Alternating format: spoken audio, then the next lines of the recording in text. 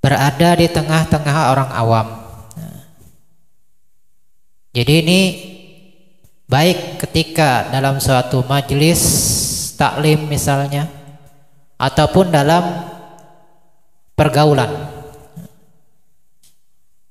Mimbabil aula, lebih utama manakala berada dalam suatu majelis taklim atau menyampaikan suatu pelajaran, menyampaikan suatu ceramah misal, atau ketika bergaul, baik ketika misalnya setelah selesai majelis misal, atau ketika kita berziarah atau mendatangi seorang alim ulama, atau misalnya kita bertemu dalam suatu kesempatan misalnya ngobrol-ngobrol. Nah, bagaimana hendaknya seorang ulama bersikap dengan menyampaikan apa saja yang hendaknya mereka sampaikan? Itu kata beliau di sini, hendaklah seorang alim tidak berbicara kecuali hal-hal yang berkaitan dengan ilmu pengetahuan, baik masalah yang wajib ataupun yang haram, atau menganjurkan tentang keutamaan ibadah-ibadah sunnah. Begitu juga tentang pahala-pahala yang diberikan oleh Allah terhadap orang yang mengamalkan dengan ibadah-ibadah yang Allah perintahkan atau Allah sunnahkan, dan diberi imbalan ataupun siksaan terhadap orang yang melanggar daripada apa yang Allah haramkan atau meninggalkan daripada kewajiban. Jadi tidak lepas daripada hal-hal itulah yang hendaknya disampaikan oleh seorang alim ulama. Entah berbagai macam metode atau cara yang mereka pergunakan. Jadi kalau dalam masalah majelis itu sudah jelas, ini yang disampaikan kitab, atau ketika ceramah, khutbah, perkumpulan-perkumpulan yang berkaitan dengan ilmu, itu jangan keluar daripada hal yang disampaikan oleh beliau di sini. Artinya apabila tidak ada berkaitan dengan yang beliau sampaikan tadi, maka hendaklah ditinggalkan. Sekalipun misalnya berupa suatu kisah misalnya, walaupun kisah itu kisah-kisah yang fiksi, kisah-kisah yang tidak terjadi, tetapi di situ ada hikmah yang bisa didapatkan yang berkaitan dengan yang disebutkan tadi. Nah, yang sering terjadi kita orang-orang awam misalnya, ketika bertemu seorang ulama, entah bertemu di jalan, ini ngobrol-ngobrol yang nggak ada kaitannya dengan ilmu. Diajak ngobrol masalah politik misalnya, diajak ngobrol masalah-masalah lain. Nah, ini yang sering terjadi. Jadi kita sebagai orang awam juga hendaklah memahami tugas seorang ulama, bahwa seorang ulama itu tugasnya yaitu yang disampaikan tidak luput daripada yang disampaikan tadi, berkaitan dengan ilmu, wajib, haram, sunnah, pahala, siksaan, semua berkaitan dengan ilmu-ilmu agama Islam.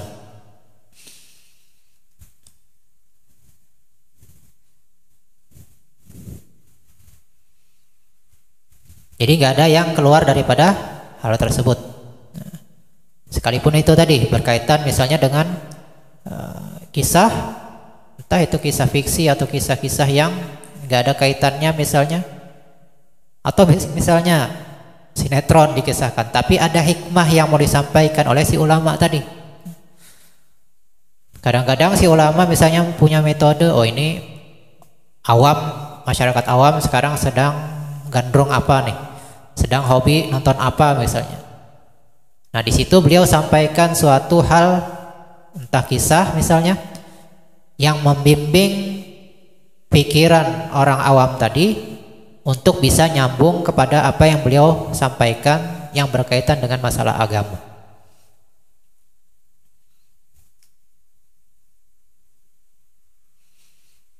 Maka banyak diantara kitab-kitab yang seperti itu. Kitab, misalnya kitab-kitab agama. Jadi misal bab fikih misal, bab fikih, bab jual beli misal, bab jual beli. Kemudian di situ setelah disampaikan daripada hukum-hukum yang berkaitan dengan fikih tadi, kemudian kadang-kadang ada tambahannya situ di kisah yang berkaitan dengan apa yang beliau sampaikan tentang jual beli misalnya. Di antaranya kitab Syarah Yaqutun Nafis. Di situ hampir setiap bab itu ada kisah-kisahnya. Ini jual beli, ini ada kisahnya, kejadiannya seperti apa. Nah, jadi nggak lepas daripada hikmah-hikmah yang berkaitan dengan apa yang beliau sampaikan daripada hukum-hukum syariat Islam. Itu yang pertama yang beliau sampaikan di sini. Di antara tugas seorang alim ulama manakala berada di tengah-tengah orang awam, maka hendaklah yang disampaikan, yang dia ucapkan, yang ada di lisannya, semua yang berkaitan dengan perkara-perkara wajib, haram, sunnah, pahala, kebaikan yang berkaitan dengan syariat agama Islam. Kemudian yang kedua, hendaklah si ulama manakala menyampaikan apa yang dia sampaikan, hendaklah dengan perkataan penyampaian yang bisa difaham oleh si pendengarnya. Jadi menyesuaikan dengan pendengarnya. Pendengarnya misalnya dari kalangan orang awam, orang misalnya orang yang kebanyakan orang pasar misalnya. Udah sesuai dengan apa yang kemungkinan bisa dipaham oleh mereka.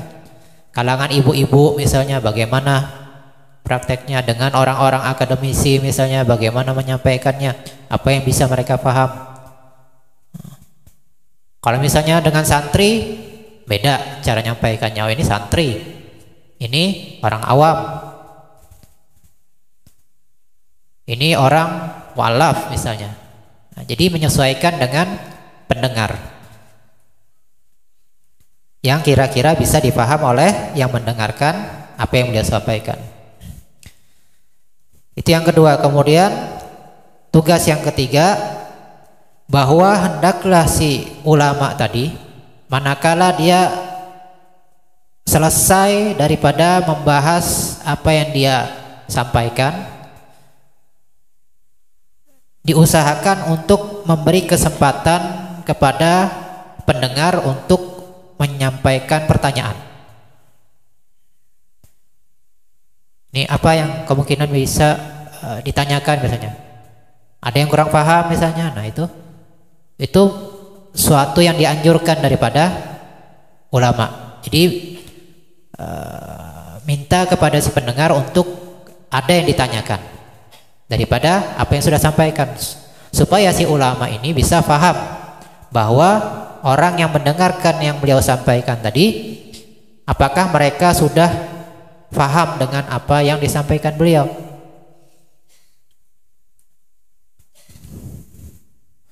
Bahkan disebutkan di kitab ini, fa inna ilmahu bidzalika su'alun minhum bilisanil hal. Karena bahwasanya dengan adanya pertanyaan itu menjadi ilmu tambahan baik bagi si ulama itu sendiri, bagi si pendengar, bagi si pendengar sekalian, dan bagi yang bertanya. Jadi manfaatnya besar pertanyaan tadi. Kadang-kadang kalau kita sekedar menyampaikan kemudian pendengar mendengarkan, ini kadang-kadang nggak melekat ilmu yang disampaikan. Tapi kalau dengan adanya pertanyaan, itu bisa melekat pertanyaan tadi dan jawabannya, baik kepada si ulama sendiri, orang yang bertanya, dan orang yang mendengarkannya.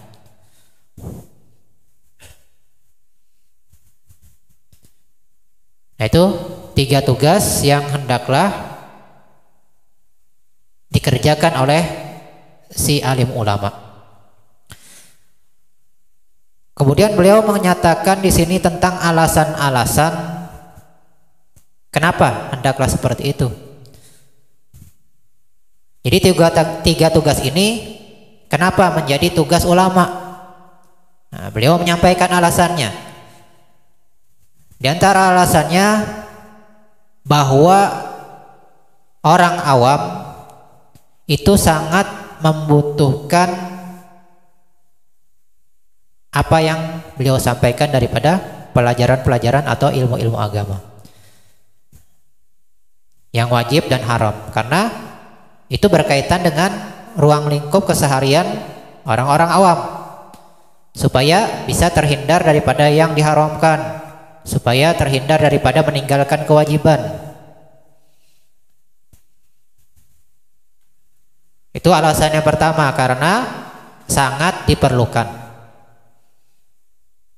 Mulai kita misalnya bangun tidur, kita bangun tidur aja itu sudah ada kaitannya dengan wajib dan haram.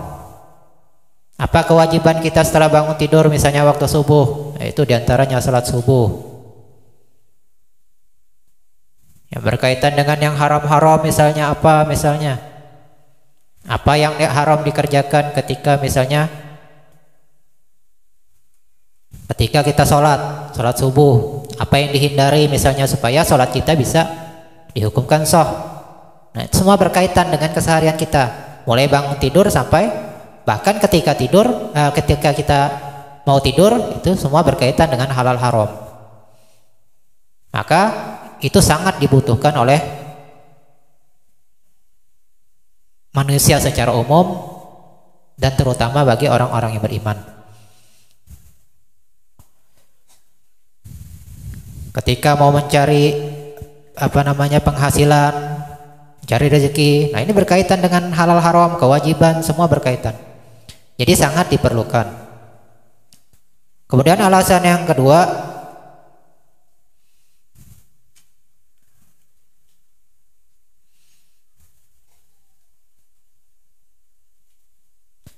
bahwa dengan adanya pertanyaan tadi kemudian diberi jawaban, ini bisa memberikan pencerahan kepada hal-hal yang menjadi pemikiran kita. Kadang-kadang kepikiran gitu. Ini kepikiran nih, bagaimana nih hukumnya? Kadang-kadang pikir, kalau kecuali ditanyakan baru bisa terbuka daripada apa yang dia muskilkan tadi, apa yang dia pikirkan tadi. Kadang-kadang ada itu, misalnya ini bagaimana nih hukumnya, itu kepikiran. Jadi jangan sampai itu menjadi beban, apalagi misalnya itu berkaitan dengan keseharian. Oh, ini bagaimana hukum jual beli ini, misalnya jual barang ini boleh nggak? Tapi dia kerjakan, dia jual terus. Nah, maka supaya dia terlepas daripada keharaman tadi, maka dia hendaklah bertanya. Jadi supaya terlepas daripada kemuskilan tadi. Kemuskilan itu masalah yang rumit yang dipikirkan oleh manusia misalnya. Pasti kita ada hal-hal yang kita muskilkan. Maka itu pertanyaan itu salah satu cara dan kunci untuk bisa melepaskan diri kita daripada hal-hal yang sulit tadi.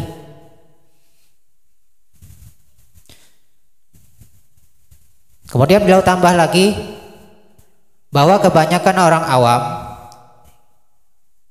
ini bukan saja di zaman kita, sejak zaman dulu itu sudah terjadi, apalagi di zaman-zaman kita sekarang. Kebanyakan orang awam sekarang menganggap enteng urusan agama. Nah, kita lihat sendiri misalnya, siapa yang di antara satu tarakan aja misalnya, berapa persen misalnya yang menghadiri majelis taklim, berapa persen yang mondok, berapa persen yang menghadiri majelis taklim rutin, berapa persen yang mengkaji daripada ilmu-ilmu agama. Nah, itu bisa kita saksikan dan dianggap enteng. Jadi kadang-kadang lebih mengutamakan dunia daripada urusan agama. Ini ada majelis misalnya, ini besok majelis masalah babun nikah misalnya, atau tentang fikih misalnya. Di sisi lain misalnya ada urusan yang bersifat duniawi. Wah, ini ada apa namanya, acara misalnya pertemuan yang bersifat duniawi. Waduh, anak nggak hadir dah majelis, anak hadir di situ aja. Nah, ini kebanyakan daripada orang-orang awam sekarang. Itu bisa disaksikan baik dalam bidang ilmu pengetahuan maupun amalan. Nah, ilmunya coba kita lihat berapa persen yang sekolah umum dengan sekolah agama. Itu bisa kita lihat dari segi ilmu pengetahuan kelihatan. Misalnya 100.000 usia 9 tahun anak-anak ditarakan. Nah, berapa persen yang sekolahnya mondok, berapa persen yang sekolahnya umum? Di situ bisa kelihatan. Begitu juga amalan. Amalan-amalan kita. Keseharian kita. Jadi kadang kita lebih mementingkan amalan dunia. Amalan dunia yang gak ada sama sekali kaitannya dengan agama misalnya. Kita boleh mengamalkan amalan dunia, tapi kita usahakan dengan niat-niat yang berkaitan dengan agama. Niat ibadah misalnya, niat menutupi misalnya hajat misalnya, dan lain sebagainya daripada amalan-amalan dunia. Jadi amalan yang kita perbanyak itu banyak amalan dunia dibandingkan amalan akhirat. Mungkin bisa kita lihat diri kita sendiri masing-masing misalnya. Sehari berapa kita mengamalkan atau megang Al-Quran, kitab-kitab agama, megang tasbih dibandingkan dengan megang handphone misalnya. Banyakan mana? Nah, bisa kita saksikan sendiri. Maka tidak sepantasnya para ulama berdiam diri membiarkan daripada orang-orang awam tanpa ada pengajaran sama sekali. Nah, jadi tugas ulama ini mengarahkan. Alhamdulillah disampaikan guru kita Habib. Oh, ini bangun bangun subuh, sholat qobliyah subuh, kemudian amalkan doa tadi. Ini kadang kita ndak buka HP dulu, browsing dulu, buka WA dulu. Padahal yang dianjurkan tadi apa? Baca doa dulu. Baca doa fajar. Ini enggak, kita buka HP dulu. Nah, di situ kelihatan. Nah, tugas ulama menyampaikan. Buka HP tapi apa? Buka, oh ini doa fajar yang dibuka. Apa namanya, Khulasah Madat misalnya. Kebetulan misalnya ketinggalan, ada di HP misalnya, disimpan PDF-nya misalnya. Udah buka di HP misalnya. Kelihatannya buka HP, tapi yang dibuka amalan-amalan misalnya. Nah, jadi tugas ulama itu mengarahkan. Sekalipun amalannya sifatnya dunia, tapi diarahkan kepada amalan-amalan akhirat dan ilmu-ilmu yang disampaikan. Kita kerja di kantor misalnya, kerja di pasar. Nah, tugas ulama mengarahkan. Ketika di pasar, apa hendaknya niatnya? Ketika di kantor, bagaimana niatnya? Terus apa yang hendak kita, apa yang kita niatkan, apa yang kita amalkan ketika kita berada di usaha dunia kita? Nah, itu tugas daripada ulama tadi. Nah, apabila si ulama dan kebanyakan ulama meninggalkan daripada hal tersebut, maka akan menjadi bala secara umum. Jadi satu pasar misalnya nggak ada yang ngamalkan sunnah, apalagi satu tarakan nggak ada yang ngamalkan sunnah, nggak ada yang ngerti agama misalnya. Nah, ini bencana bisa menjadi umum. Ditambah ulamanya tidak menyampaikan apa yang semestinya disampaikan. Kemudian beliau membuka wawasan kita bahwa orang awam sekarang, mungkin termasuk kita, masih banyak yang bodoh dalam urusan agama, tidak mengetahui yang wajib dan haram, mana yang pantas, mana yang harus dilakukan. Ada yang tidak mengerti sama sekali, dan ada yang separuh-separuh, 10%, 50%. Ambil simpelnya aja lah masalah misalnya qobliyah subuh misalnya. Apakah kita mengetahui secara menyeluruh ilmu-ilmu yang berkaitan dengan qobliyah subuh misalnya, atau salat subuhnya sendiri? Nah itu kadang masih separuh-separuh, mungkin 10%, mungkin kurang daripada itu. Alhamdulillah kita mendapat dari guru-guru kita. Jangan langsung salat subuh, qobliyah dulu, baca doa dulu. Nah itu tambahan daripada guru kita dapat. Nah kita usahakan kita amalkan. Nah kita tahunya misalnya bangun tidur, ambil wudhu, sholat subuh, udah selesai. Belum lagi yang lain-lain misalnya daripada apa yang semestinya kita ketahui. Jadi banyak yang masih tidak kita ketahui sebagai orang awam yang berkaitan dengan ilmu-ilmu agama, maka hendaklah kita mencari tahu. Jadi jangan kita sendiri berdiam diri. Kita sebagai orang awam jangan berdiam diri. Usahakan kita mencari ilmunya. Kalau misalnya nggak ketemu misalnya majelis taklim, udah datangi ulamanya. Kalau perlu minta waktu beliau. Jadi jangan kita sebagai orang awam juga berdiam diri.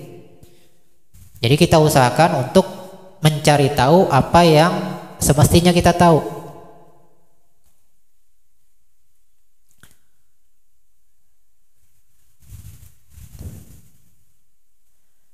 Nah kemudian beliau menyampaikan bahwasanya sebenarnya tidaklah sulit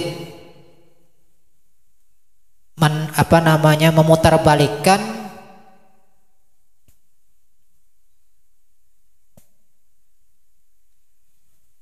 kebanyakan orang awam, kata beliau, itu banyak yang mungkin banyak yang ngomong, oh Anda sudah belajar, dengar khutbah, buka di YouTube misalnya. Nah kebanyakan orang awam itu ilmunya cuman sekedar apa? Pendengaran. Mereka berdasar pendengaran dari orang lain, bukan ilmu, pendengaran.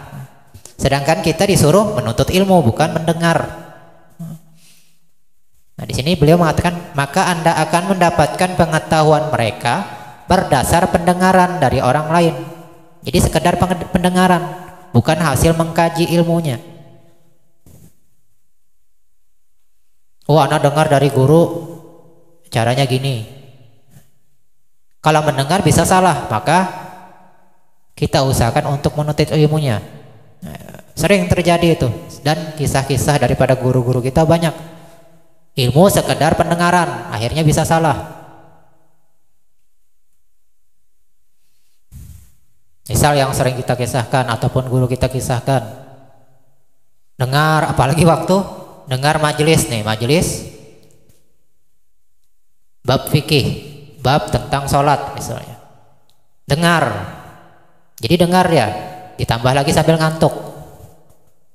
Sudah dengar, cuman mengandalkan pendengaran, ditambah lagi ngantuk. Akhirnya apa?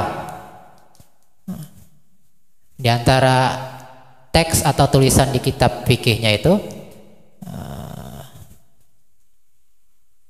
alaikum bisakinah wal waqar. Nah, jadi ketika sholat hendaklah alaikum bisakinati wal waqar. Ketika kita memasuki sholat, hendaklah kita lazimi, kita usahakan dengan bisakinati wal waqari, dengan tenang. Dan waqar kurang lebih maknanya tenang. Apa namanya, enggak gelisah, enggak buru-buru, enggak. Jadi dengan tenang, hatinya gerakannya juga tenang.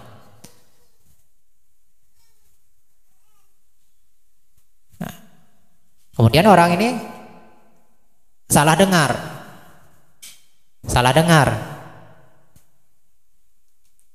Pendengarannya apa? Alaikum bisikinah wal fa'ri. Oh, bilangnya.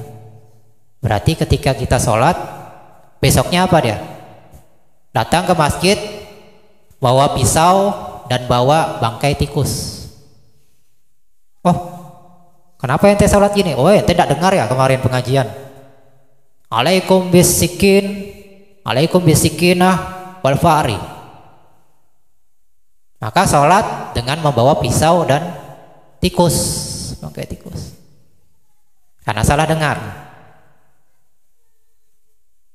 Atau juga dia salah baca kitabnya. Kitabnya kan tidak berbaris nih. Teks Arabnya nggak berbaris. Kayaknya dibacanya kayak gitu. Asalnya bisakinah, dia bacanya sikinah. Baris sinnya dibacanya kasroh, padahal fathah. Wal waqori, seharusnya qaf titik 2, dia baca bil wal fari dengan tikus, dengan titik 1 fa. Nah, salah baca, dia salah dengar ataupun salah baca. Nah, itu kebanyakan daripada orang-orang awam. Jadi sekedar mendengar, oh tadi khutbahnya gini misalnya, disampaikan begini caranya. Kadang-kadang dia dengarnya separuh-separuh, nggak selesai. Misal ada di kitab Kifayatul Akhyar, ketika kita mengkaji ini sering dibahas guru kita.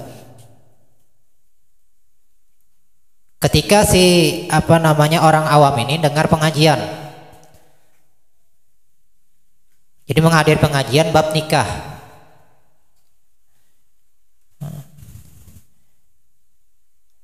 Idza kana al abu atau idza kana waliduha lam yakun waliyan atau muwakkilan li syakhsin akhar. Jadi manakala si abah, si bapak, seharusnya dia yang jadi wali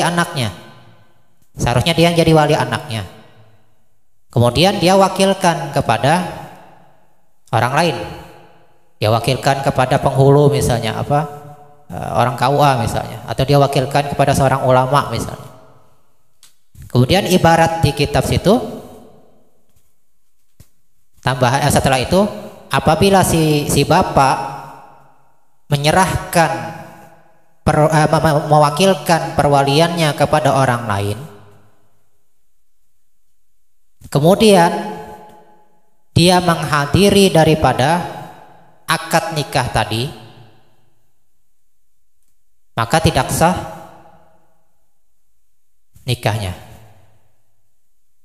Nah, dia mendengar cuman begitu. Dia mendengar cuman seperti itu. Jadi dia mendengar perkataan ulama tadi, si guru tadi, apabila si bapak yang seharusnya dia menjadi wali anaknya, dia wakilkan perwaliannya kepada orang lain, dan dia hadir di tengah-tengah akad tadi, maka tidak sah akad nikah tadi. Dia cuma mendengar sebatas itu. Oh, ini sering kan kita, misalnya si bapak nih aturannya dia yang jadi wali nikah, dia wakilkan kepada orang lain, ulama misalnya, Habib misalnya, antum aja. Terus si bapak ikut juga kan, ikut di majelis akad, ikut dengarkan. Nah, kalau sebatas pendengarannya tadi, oh itu nggak sah katanya, karena ibarat di kitab tadi seperti itu. Manakala si bapak yang mewakilkan perwaliannya kepada orang lain dan dia menghadiri akad nikahnya, maka tidak sah akad nikah tadi. Itu konteks kitabnya seperti itu. Akhirnya dia ngomong ke lain gitu, oh nggak sah, ini kan ente harusnya jadi wali nikah, kenapa ente hadir juga padahal sudah ente wakilkan. Ternyata sebelumnya itu ada, sebelum dan sesudahnya. Apabila yang menghadiri akad nikah tadi orangnya cuman satu misalnya. Jadi nggak memenuhi syarat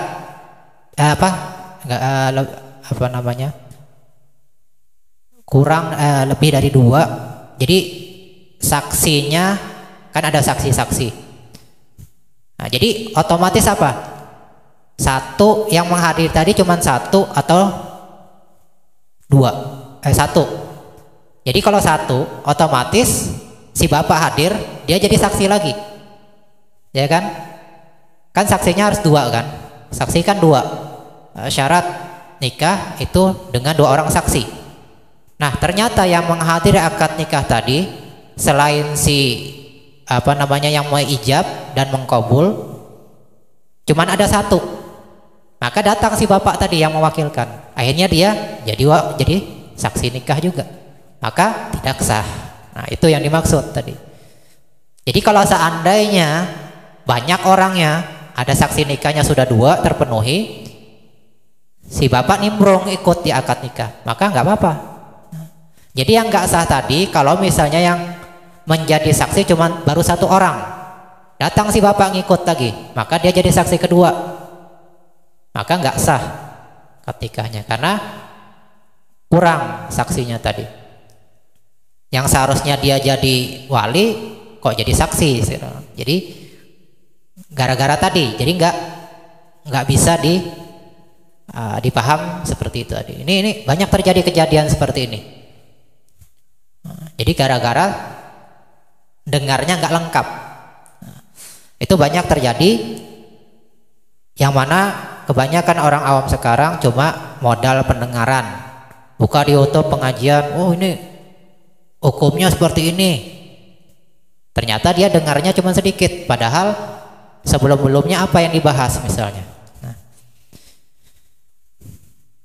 Jika Anda hendak memutarbalikannya hingga menjadi bodoh seperti semula, maka hal itu mudah sekali dilakukan karena pengetahuannya tidak berdasar dan tidak teguh. Jadi kalau orang awam yang cuman modalnya pendengaran, modalnya buka YouTube misalnya, nggak menghadiri majelis taklim sebagaimana mestinya misalnya, maka apabila kita jadikan bodoh lagi gampang. Oh ini seharusnya seperti ini, akhirnya mau dibodoh-bodohin lah, dibodoh-bodohin gampang. Jadi kalau orang yang modalnya cuman pendengaran itu mau dibodoh-bodohin gampang, karena ilmunya nggak sikoh, ilmunya nggak kuat dengan cuma modal pendengaran. Oh yang ente dengar itu nggak gini, harusnya gini bilang. Akhirnya tambah bodoh lagi orang ini, karena modalnya cuma pendengaran. Nah, jadi itu tugas daripada ulama, karena kebanyakan orang-orang awam sekarang itu banyak yang tidak mengerti masalah agama dan padahal mereka sangat membutuhkan daripada ilmu-ilmu agama. Dan kita sebagai orang awam hendaklah berusaha sekuat mungkin untuk menuntut ilmu-ilmu agama, terutama yang berkaitan dengan apa yang terjadi, apa yang berlaku pada diri kita. Hendaklah kita usahakan untuk mencari ilmu agamanya. Jangan sampai kita meninggalkan sama sekali daripada kewajiban kita menuntut ilmu agama. Mudah-mudahan Allah Subhanahu wa taala memberikan kepada kita taufik dan hidayahnya, memberikan kepada kita taubah, memberikan kepada kita maghfirah, memberikan kepada kita istiqomah dan husnul khatimah. Ala hadhihi niyyah wa ala kulli niyatin shalihah hadaratin Nabi sallallahu alaihi wasallam. Al-Fatihah. A'udzu billahi minasy syaitonir rajim. Bismillahirrahmanirrahim. Iyyaka na'budu wa iyyaka nasta'in. Ghairil maghdubi 'alaihim waladdallin. Amin. La ilaha illallah.